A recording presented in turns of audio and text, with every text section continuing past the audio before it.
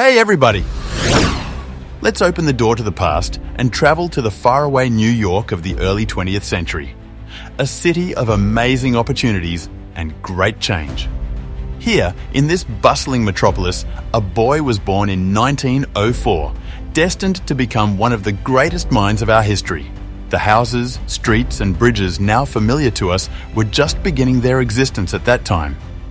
The world was boiling around, permeating the air with sounds and bustle, and in this whirlwind, there was a point of beginning for a young soul that seemed destined for great things. In this corner of the metropolis, Robert Oppenheimer's star was lit in 1904.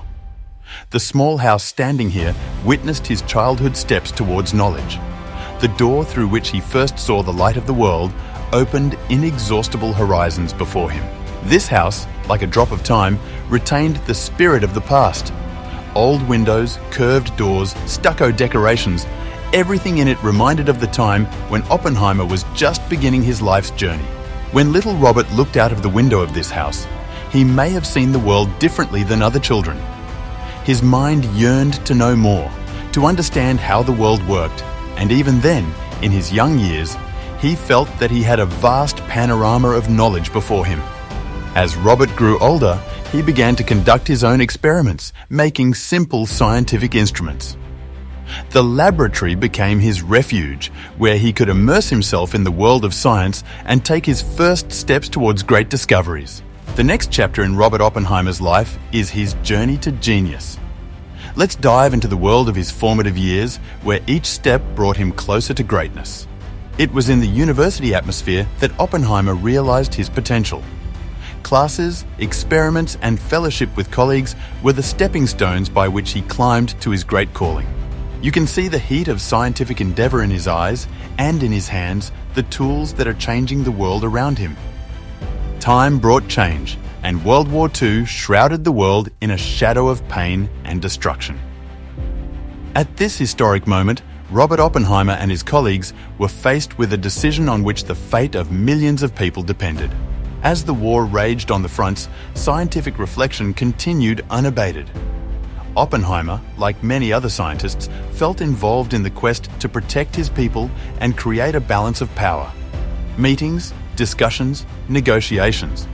All of this led to Oppenheimer and other brilliant minds coming together in Project Manhattan. A project whose goal was to develop an atomic weapon that could change the outcome of war.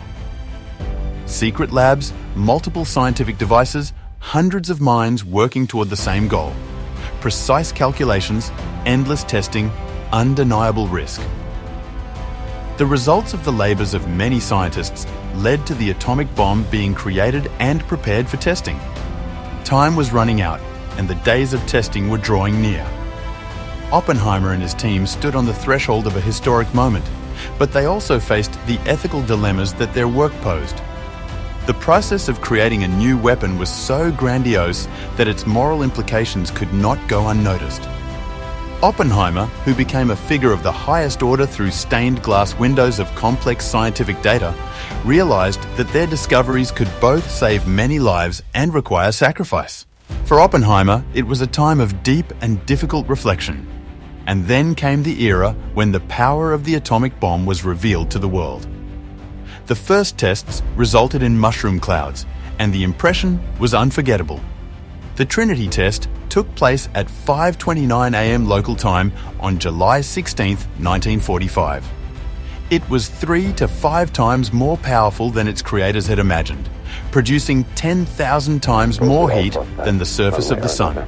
After the Trinity explosions, the mushroom clouds became a symbol for the world of two extremes, hope and terror.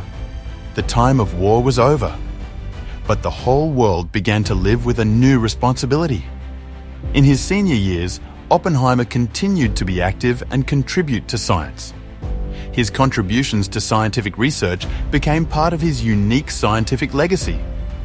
Surrounded by nature and solitude, Oppenheimer found peace. Personal relationships and companionship with loved ones gave him meaning and fullness of life. On February 18, 1967, the world lost Robert Oppenheimer.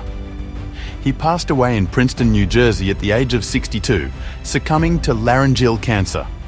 Thus ended the story of Robert Oppenheimer, a man who made enormous contributions to science, faced moral dilemmas, and left his indelible mark on human history.